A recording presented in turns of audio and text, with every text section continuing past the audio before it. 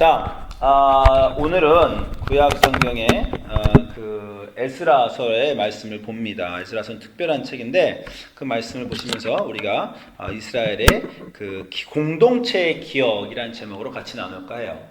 요즘에는요, 우리 신앙생활을 여행이란 말을 많이 씁니다. 신앙생활의 여행, journey라고 그러죠. 전 영어로 the faithful journey, religious journey. 우리가 신앙생활의 여행이란 말을 쓰는데 그 말이 왜 나왔냐면 이전에는 신앙생활은 한 번의 사건이라고 생각하는 경우가 많았어요.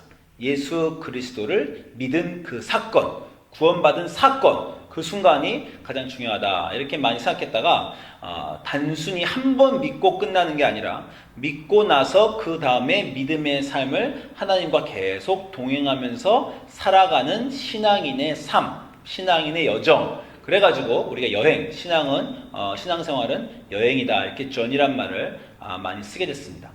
근데 이 세상 사람들도 인생은 나그네 길, 여행이다 이런 말을 많이 써요. 세상 사람들이란 여행과 세상 사람들이란 인생의 나그네 길과 기독교인의 인생의 여정은, 신앙의 여정은 어떻게 다르겠습니까? 영어로는요, journey라는 단어가 있고요. 그 다음에 quest라는 단어가 있어요. quest.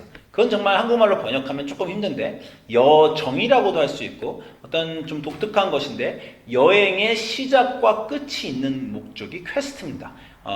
미션이, 사명이 있는 여행이 퀘스트예요. 그래서 그냥 인생의 나그네 길이라고 하면 그냥 주구장창 사는 거예요. 10년, 20년, 30년 인생의 길을 사는데 그렇지 않고 시작과 분명히 끝이 있는 성취와 목적이 있는 여행이 기독교인의 인생의 삶이다라는 것입니다.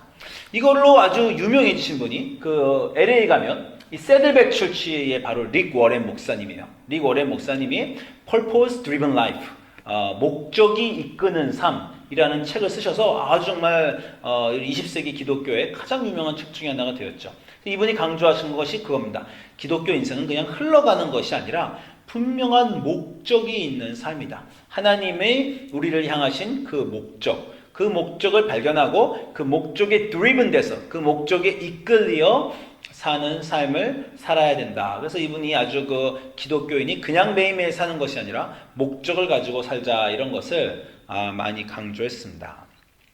저는 이 목적을 기독교인의 인생에 목적이 있다, 목적이 있어야 한다 이것도 중요하지만 저는 이 목적으로까지 가는 과정이 또한 중요하다 이렇게 요즘에 많이 생각을 합니다.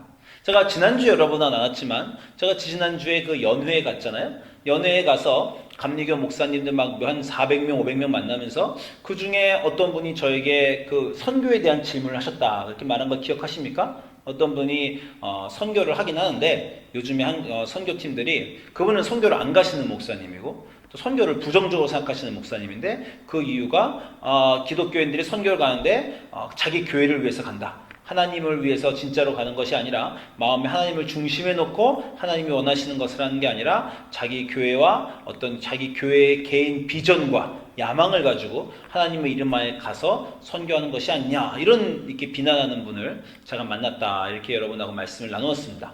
그분이 그렇게 선교에 대해서 말씀하실 때 제가 뭐라고 대답했습니까? 목사님 말이 맞습니다. 우리 기독교인들이 많이 실수하고 실패해서 선교를 갈 때 하나님의 목적과 하나님의 뜻대로 가지 못하고 개개 교회를 앞세우거나 또는 개인의 어떤 야심차게 가는 경우가 있습니다. 제가 이렇게 얘기를 했어요. 그러면서 제가 한마디를 더 붙였죠. 그런데 그러면 언제 하나님의 뜻에 맞는 선교를 우리가 할 수 있게 되겠습니까? 저는 그 질문이 아주 중요합니다. 갑자기 어느 날 선교를 갔는데 기도 열심히 하고 가서 하나님의 목적대로 하는 것이 아닙니다. 처음에는 실수를 하게 돼요. 처음에는 자기의 목적과 하나님의 목적 간에 혼동하게 되고 하나님의 일을 하면서 자기의 마음대로 하는 경우도 있고 그러다가 실수를 깨닫고 어느 순간에 이러면 안 되겠다 생각하면서 많은 잘하고 못하고 그런 과정을 거쳐가다가 어느 날 목적을 제대로 이끄는 그런 삶을 배워가는 것입니다. 그렇게 하나하나 배워가는 것이에요. 배워가면서 전진하는 것입니다. 중요한 것이 있는데요. 여행을 하면서 우리가 점점 나아져야 됩니다. 목적은 저기 있어요. 거기까지 이르러야 됩니다. 여기에 있는 내가 갑자기 어느 날 점프를 해가지고 거기 가는 게 아니라 차차 가야 됩니다.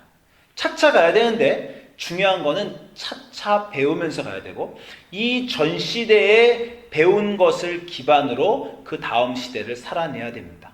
그 다음 순간에서 오늘 무언가 배워야 돼요. 이번 주에 무언가 배워야 돼요. 그걸 배워야 그 다음 주로 나아갈 수 있다는 거예요. 배우고 나아가는 과정이 기독교인의 삶입니다.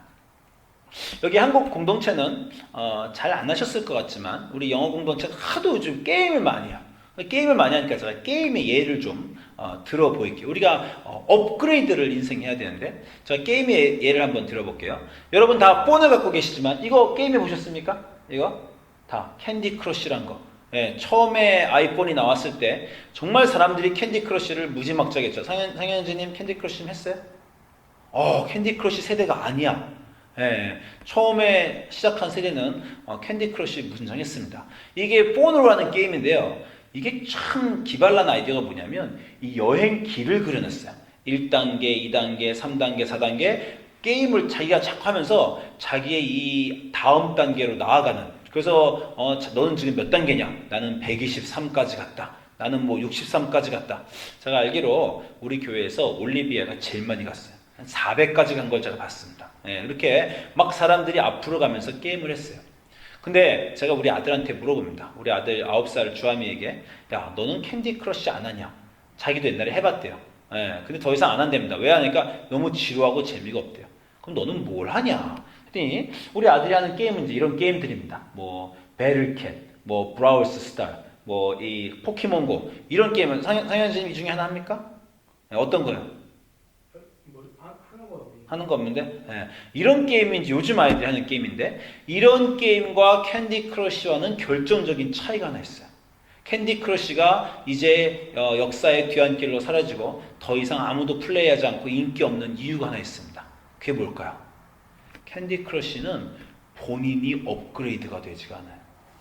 자기가 가는 스테이지는 3스테이지, 4스테이지, 5스테이지 자꾸 올라가는데 게임을 하는 본인은 똑같은 사람입니다. 그게 캔디 크러쉬예요.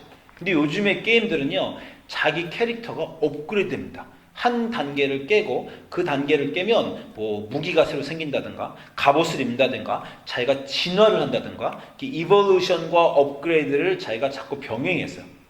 지금 여러분 무슨 말인지 잘 모르시는 것 같은데 게임을 하는 사람들은 잘 알지만 자기가 그 다음에 한 단계를 지났기 때문에 자기에게 업그레이드할 능력이 생겨서 자기가 더 나은 전사가 되는 거예요. 그래서 게임을 할 때 재미있습니다. 자기의 능력이 얼마큼인가 그 업그레이드된 것을 보는 게 커다란 그 재미가 있어요. 이 기독교 여행도 이것과 제가 요즘에 비슷한 생각을 합니다. 올해 무언가 배워서 자기 자신이 업그레이드가 되어야 됩니다. 자신의 신앙생활이 업그레이드가 돼야 내년에 더 강한 것을 우리가 맞추어 살 수 있게 되는 거예요. 여러분 우리 구약 성경을 보실 때 구약 성경이 쭉 진척되죠. 창세기, 출애굽기, 레위기, 민수기, 신명기, 여호수아, 사사기록기, 사무엘상, 열왕기상 이렇게 쭉 진척되는데 오늘 우리가 그 역사서의 맨 마지막 에스라와 느헤미야를 보려고 합니다. 이스라엘 역사 시작부터 쭉 가는 그 마지막 역사책 중에 하나예요. 누가 구약의 역사를 딱 요약하면서 구약의 주제는 뭐냐 그랬더니 살아남는 것이다 이런 말을 한 사람이 있습니다. 구약에서 이스라엘에게 가장 중요한 것은 살아남는 거예요. 왜냐하면 많은 민족들이 살아남지 못했습니다. 여러분 구약에 나오는 소수 민족들을 보세요. 에돔, 히위, 모압, 암몬, 미디안 아무도 살아남지 못하고 역사 속으로 사라졌습니다. 그 역사의 수레바퀴에서 이스라엘은 조그만 나라인데 살아남는 것이 주제였다는 거예요. 그리고 한 가지 더 붙이면 그냥 살아남는 게 아니라 하나님의 백성으로서 살아남는 것. 그게 구약의 주제라는 거예요. 다시 말씀드리지만 구약의 주제를 누가 여러분이 딱 물어봅니다. 그럼 뭐라고 하시더라고요? 하나님 백성으로서 살아남기라는 것입니다. 이게 하나님 그냥 살아남는 게 아니라 제가 하나님 백성으로 살아남는다고 말했는데 거꾸로 말하면요. 하나님의 백성이 되지 못하면 살아남을 수 없습니다. 하나님의 백성이 되지 못한 모든 민족은 살아남지 못했어요. 역사가 지나면서 본인들이 스스로 하나님의 백성임을 인식하고 그 다음 단계로 나아가는 겁니다. 여러분의 신앙생활도 다르지 않아요. 여러분 지금 기독교인으로 믿는 자로서 살아남기가 어쩌면 여러분 신앙의 목적일지 모릅니다. 여러분 쉬울 것 같으세요? 난 앞으로 30년, 50년 죽을 때까지 기독교인으로 잘 살아남을 수 있다 이렇게 생각하십니까? 믿음의 여정이라는 게 그렇지 않습니다. 제가 해군을 다녀왔기 때문에 여러분에게 멀미에 대해서 얘기해 드린 적 있죠. 제가 해군에 갔다 왔다고 사람들이 다 그러면 배멀미 안 했습니까? 다 이렇게 물어봐요. 그럼 제가 이렇게 대답합니다. 배멀미를 안 하는 사람은 이 세상에서 존재하지 않습니다. 인간인 이상 배가 흔들리면 멀미는 다 하게 마련이에요. 그렇지만 배멀미를 하는 시점이 언젠가가 다를 뿐입니다. 처음 배를 탄 사람은 파도가 1m 높이만 돼도 배멀미를 하는 거예요. 배를 오래 탄 사람은 2년, 3년 타면 파도 높이가 2m, 3m, 4m가 돼도 멀미를 안 할 수가 있다는 거예요. 그러나 파도 높이가 5m, 10m가 되면 배멀미를 안 할 수 있는 인간은 없다라는 겁니다. 우리 인생에 고난이 옵니다. 고난을 얼마큼 견딜 수 있습니까? 무한정 견딜 수 있는 사람은 없습니다. 인생에 고통이 오면요, 회의하게 되고 불평하게 되고 믿음을 잃게 됩니다. 믿음을 안 잃는 사람이 있느냐? 그건 똑같이 배멀미를 안 하는 사람이 있느냐고 똑같은 거예요. 욥, 구약에서 가장 의인이었다는 욥도 고통의 그 정도가 어느 이상 올라가자 그 믿음이 무너지기 시작했습니다. 여러분은 어때요? 얼마큼의 고통을 견딜 수 있습니까? 여러분 인생에서 어려운 일과 힘든 일이 있을 때 믿음을 굳게 지키면서 어디까지 갈 수 있을 것 같으세요? 여러분이 평생 하나님을 섬기며 믿음을 지키며 하나님의 백성으로 살아남기를 주님의 이름으로 제가 축원드립니다. 그러나 그것은 어느 순간에 갑자기 이루어지는 게 아니에요. 차곡차곡 매년 업그레이드된 그 믿음이 처음에는 하나님이 파도 1m, 파도 1m, 그 다음에는 파도 3m, 어느 해에는 파도 5m, 폭풍이 옵니다. 인생에서는 사막을 지나가게 돼요. 갑자기 그 순간이 왔는데 살아남는 게 아니라 우리가 지나온 모든 인생의 여행길에서 우리가 매년 배운 것들이 쌓이고 쌓여서 우리를 강하게 만들어 어느 순간에 이 여행의 종착점에 하나님 앞에 서야 되는데 갑자기 서지는 게 아니라 매번 배운 것들을 기반으로 그 다음을 살아내고, 그럼 그 다음 살아낸 것을 또 기반으로 그 다음에 믿음의 생활을 살아나는 것이 믿음의 여정입니다. 말씀드린 대로 하나님은 구약에서 역사를 통해서 이스라엘에게 나타나셨어요. 그 역사를 통해서 나타나셨다는 건 뭐냐면 매 제너레이션마다, 매 세대마다 한 가지씩 두 가지씩 하나님이 가리키시면서 이스라엘 민족과 전진하셨다는 거예요. 저기 창세기, 인간이 처음 창조됐을 때, 그리고 출애굽기, 모세가 백성을 데리고 나왔을 때, 그때 이스라엘이 나중에 사사기에 있는 이스라엘이 아닙니다.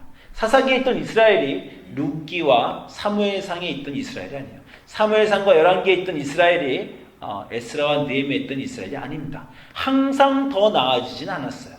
어떤 때는 더 나아지고 어떤 때는 나빠지고, 그러나 높고 나쁨을 거치면서 실패와 더 낮음까지도 거치면서 어느 순간에 이스라엘은 하나님의 백성이 살아남을 수 있는 백성이 됩니다.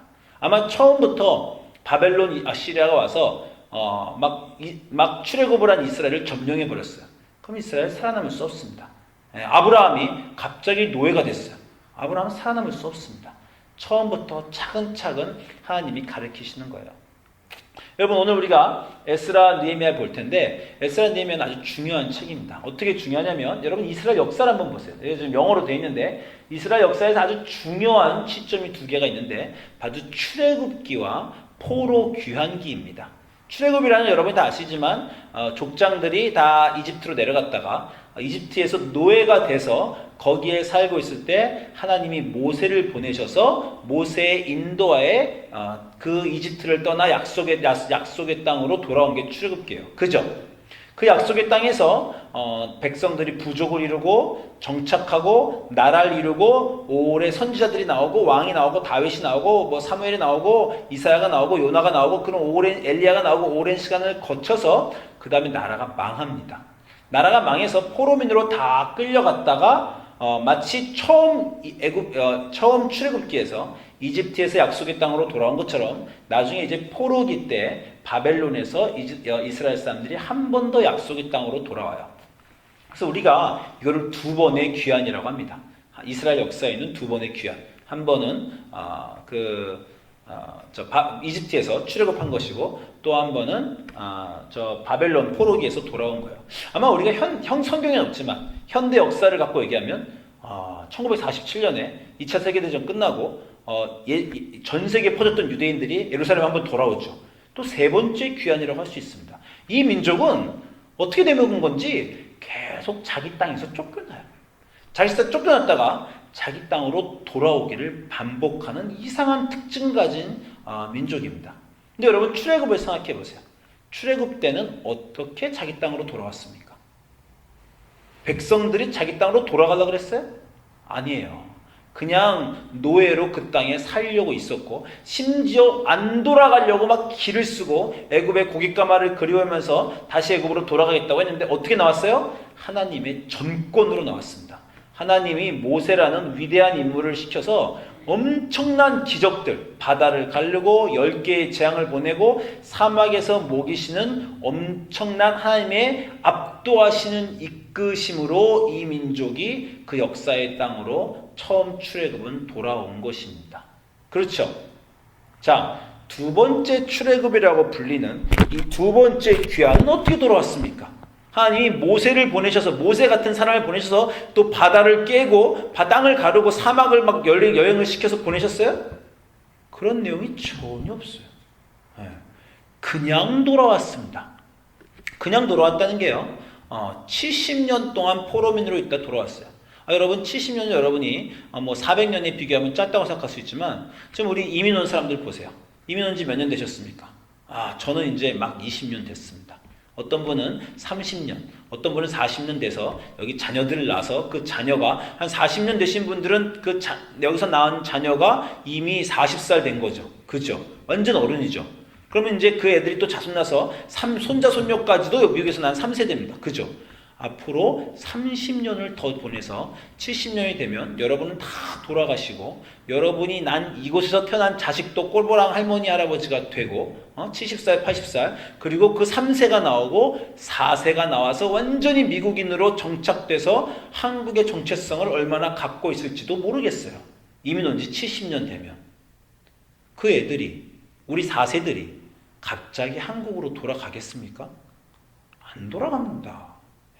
한국에 왜 돌아가 있어? 완전 여기 사람인데. 이스라엘 사람들이 70년 동안 포로기에 있었다는 건요, 4세대가 지나서 70년 전에 그 처음 간 사람이 20살, 30살 때 간 사람은 이미 100세 넘어서 다 죽고, 거기서 가서 태어난 아이들이 70세, 80세 꼬부랑 할머니가 되고, 그 난 자식들이 40세, 50세가 되고, 4세들이 한 10살, 20살 되는 그런 시대에 70년이 지나갔는데, 갑자기 이 왕이 돌아가자 그러자 이 민족이 돌아가기로 결정했다는 거예요. 출애굽 때는 모세가 기가 막힌 기적을 통해서도 안 돌아가려던 백성들이 이제 포로 귀환기에서는 모세도 없고 기적도 없는데 왜 돌아가려고 했겠습니까? 무슨 힘이 있었겠어요? 그것이 역사입니다. 출애굽 때에는 역사가 없었어요. 출애굽 이전을 돌아볼 만한 역사가 없었어요. 포로 귀환기 때는 출애굽에 대한 기억이 있었어요. 그리고 출애굽을 지나서 사사기를 지나오고 사무엘이 있고 다윗이 있고 솔로몬의 위대한 성전이 있고 엘리야가 있고 히스기야가 있는 그 역사에 대한 기억을 이 사람이 이제는 가지게 됐습니다. 몇백 년 동안 600년 넘게 하는 1000년의 역사의 기록을 가지고 있는 민족은 모세가 없어도 돌아옵니다. 1000년의 기억을 가지고 있는 민족은 기적이 없어도 돌아온 것이에요. 역사의 기억의 힘으로 돌아온 겁니다. 그 역사가 그냥 흘러간 게 아니에요. 매 순간순간마다 하나님이 이스라엘 역사에 함께 하셨습니다. 그리고 이스라엘은 실패했어요. 사사기를 거치면서 암흑시기를 거치기도 하고 왕정 시기에 그 온갖 모든 실패와 좌절, 히스기야가 나온 반면에 히스기야 아들 므낫세는 그냥 나라를 완전히 말아먹어 버렸어요. 그러나 므낫세의 아들 그 다음에 요시야는 또 나라를 기억했어요. 그 모든 업앤다운을 거치면서 이들의 안에 점차 강해지는 어떤 분명한 정체성을 가지는 하나님의 백성으로서 자기들이 누군지 스스로 업그레이드 됩니다. 사사기가 있었어야 왕정이 있는 거예요. 왕정이 있었어야 포로기가 있는 겁니다. 포로기가 있었어야 포로 후기의 귀환기가 있는 겁니다. 그래서 이 에스라 느헤미야는 위대한 거예요. 위대한 시간이에요. 많은 역사, 이미 아브라함이 더 위대하고 모세가 더 위대해 보이지만 아브라함과 모세와 기드온과 삼손과 엘리야의 기억을 가지고 있는 게 바로 느헤미야, 에스더입니다. 그 세대 사람들이 그렇게 나온 거예요. 오늘 구절은 그 세대 사람들이 나와서 성전을 짓는 내용입니다. 사로잡혔던 자들이 돌아왔어요. 사로잡혔던 자들이 이제 돌아와서 자력으로 돌아왔어요. 자력으로 돌아와 이스라엘의 하나님 여호와의 성전을, 이제 솔로몬 같은 위대한 왕도 없습니다. 그런 성전을 지으려는 부유함도 없어요. 그런데도 찢어지게 가난한데도 성전을 짓겠다고 결심을 한 거예요. 이것도 역사의 힘입니다. 그 모든 시간을 거쳐온 힘으로 성전을 건축하겠다고 했어요. 그런데 성전을 건축하겠다 했더니 유다와 베냐민의 대적자들, 이 대적자들은 뭐냐면 그 땅에 살고 있는 사람들인데 유대인들이 아닌 겁니다. 여러분 아시겠지만 그 바벨론 아시리아가 이스라엘을 점령하면서 이스라엘 사람들 다 포로로 끌고 갔죠. 포로로 끌고 가면 그 땅이 비었을 거 아닙니까? 그러면 딴 나라도 또 점령하면서 딴 나라의 포로는 이스라엘에 갖다 놓고 이스라엘의 포로는 또 딴 나라로 갖다 놓고 그렇게 한 것이에요. 그래서 여러분 열왕기하 17장 보면 열왕기하 17장 24절에 이 사람들이 누군지 나옵니다. 아수르 왕이 바벨론과 구다와 아와와 하맛과 스발와임에서 사람을 옮겨다가 이스라엘 자손은 딴 데로 옮겨가고 이스라엘 자손을 대신하여 사마리아 여러 성읍에 두매 그들이 사마리아를 차지하고 그 성읍에 거주하니라. 그러니까 이스라엘 땅, 사마리아의 땅에 거주하는 사람들이 있었는데 그 사람들은 아브라함의 자손은 아니에요. 먼 미래에, 나중에 그냥 딴 나라에 살다가 들어온 사람들입니다. 이 사람들은 그 하나님 나라에 이 사마리아에 왔더니 거기 하나님이 계셨기 때문에 여기 한번 구절을 잘 읽어보세요. 우리가 한번 읽어보도록 하겠습니다. 한번 성경책을 펴보세요. 성경책을 펴가지고 여기 사회자인데 열왕기하 17장 24절을 가보세요. 열왕기하 17장 24절을 보겠습니다.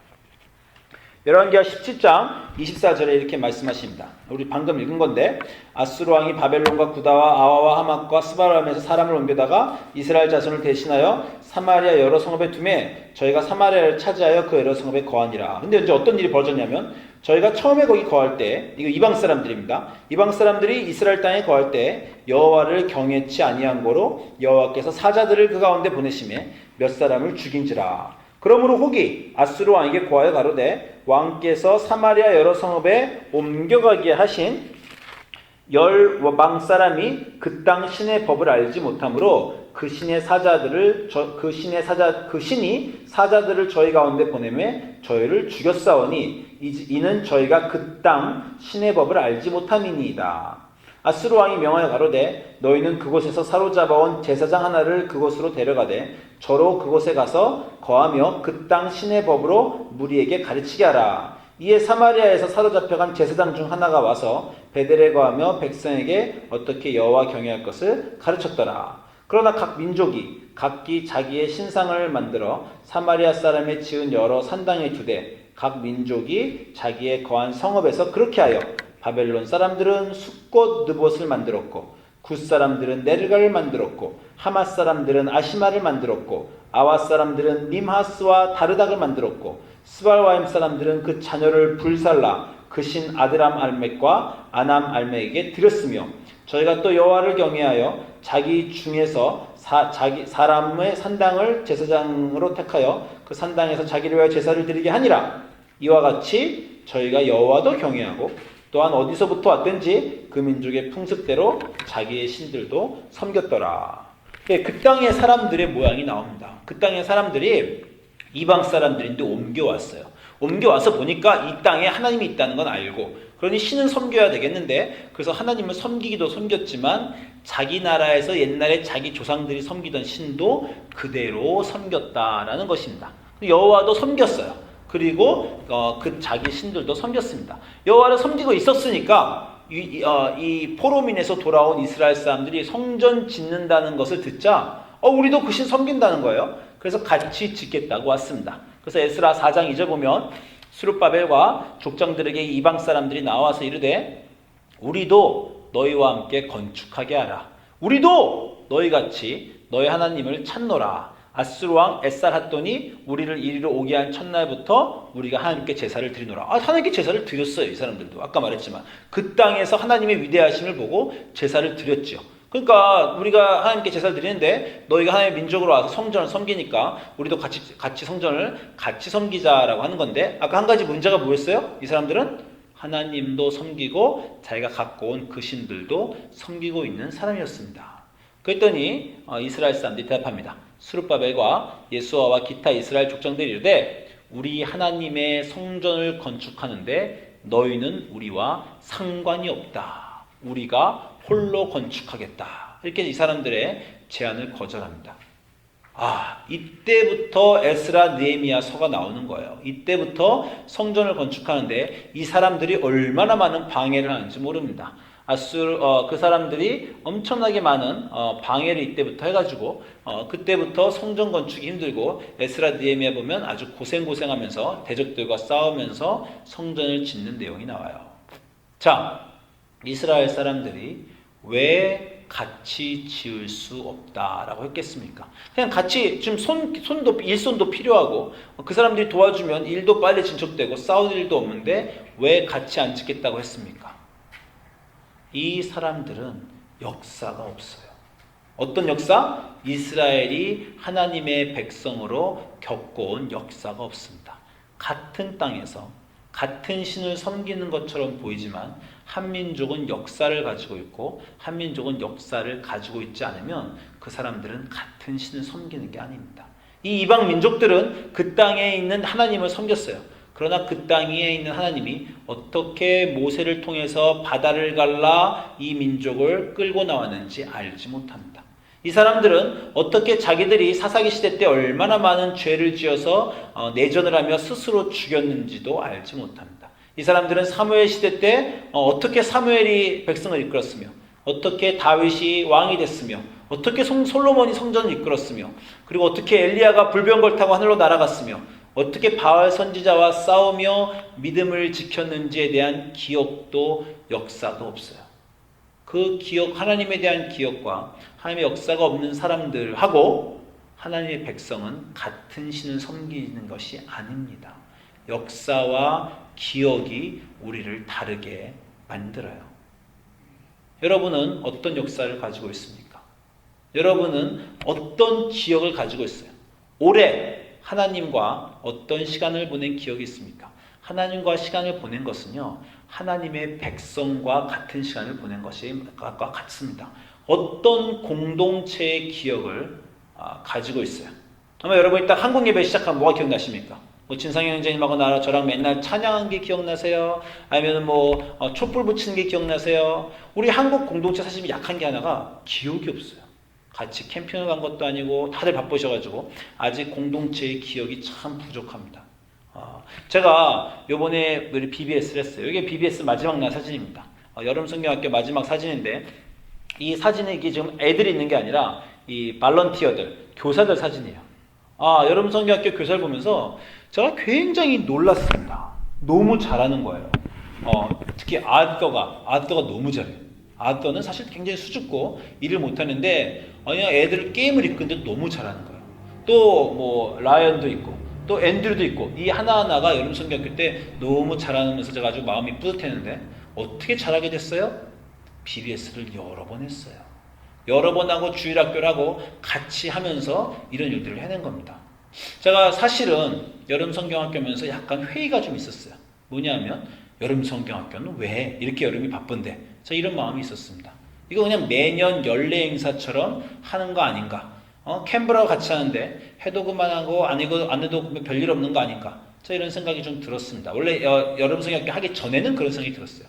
여름 성경학교를 하면서 제가 크게 회개하고 그렇지 않구나. 이 순간이 너무 소중하구나. 이 순간을 거쳐내서 우리의 아이들과 우리의 유스와 우리의 컬리지들이 업그레이드 되는구나.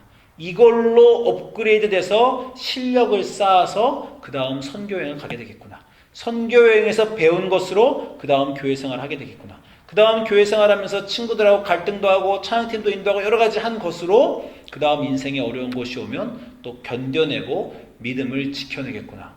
제가 이런 생각들을 하게 됐습니다. 새벽 기도도 똑같습니다. 요즘에 우리가 1년에 한 번씩 성경을 읽잖아요. 그죠? 처음에 읽을 땐 좀 신났어요. 성경 첫 장부터 끝날까지 1년에 다 읽기. 다 했어요. 뿌듯했습니다. 한 해 더 했습니다. 세 번째는요, 이런 생각이 들더라고요. 2년 전에 한 번 다 읽었고 작년에 또 읽었는데 세 번째 또 읽을 필요가 뭐가 있나, 이런 생각이 제가 들기도 했습니다. 어떤 사람은 50년 동안 1년에 한 번씩 50번을 읽었다는 사람도 있어요. 그런 사람이나 45번을 읽은 사람이나 3번 읽은 사람이나 큰 차이가 있을까? 제가 이런 생각을 한 적도 있습니다. 그렇지 않습니다. 그 한 번 한 번이 소중한 거예요. 그 한 번 한 번을 지낸 힘으로 그 다음 번을 견뎌내는 겁니다. 성경을 3번 읽은 사람은 3번을 읽었기 때문에 4번째 읽을 수 있는 거예요. 4번을 읽으면서 4번째 읽은 것으로 배운 힘으로 인생에 무서운 파도가 왔을 때, 외로울 때, 하나님의 기도가 들어주지 않을 때, 또는 사랑하는 사람을 잃었을 때도 그런 힘으로 버텨내는 겁니다. 이 교회에 매년 똑같이 반복되는 행사 같지만 그 행사들이 있어서 여러분 성경학교와 유스 수련회와 이것들이 있어서 그것들을 겪어내므로 한 단계 더 업그레이드 되어 그 다음에 더 어려운 일들을 겪어내고 더 어려운 일이 왔을 때 살아남는 공동체의 기억의 역사가 쌓이는 겁니다. 7년 전의 뉴크리에이션과 지금 뉴크리에이션은 아주 다른 겁니다. 우리가 처음 교회를 시작했던 그때의 교인들하고 지금 교인들하고 별로 안 달라 보이지만 그 8년을 같이 살아낸 교인들은요, 그동안 못 살아낸 사람들도 있어요. 그동안 떠난 사람들도 있습니다. 그러나 그 시간을 겪어낸 사람들은 그 안에 많은 마치 출애굽의 이스라엘과 에스라 시대의 귀한 공동체 이스라엘 다는 것처럼 그 안에 굳건한 것들이 생겼어요. 여러분, 올해는 어떤 시간을 하나님과 보내셨습니까? 어떤 업그레이드를 하셨어요? 어떤 기억을 하나 더 쌓으셔서 여러분의 교회의 형제 자매와 공동체의 기억을 한 가지 더 가지셨습니까? 그 힘으로 내년도 여러분은 살아남으실 수 있을 거예요. 내년을 열심히 교회 공동체에서 같이 우리가 파틀락하고 우리가 선교하고 우리가 캠핑 가고 그런 것들 부흥회 가고 그런 것들 배운 모든 걸 통해서 그 다음에도 살아남아 우리의 목적을 향해 하나님의 백성으로 살아남는 목적을 향해 한 걸음씩 더 나아갈 줄로 믿습니다. 기도하겠습니다.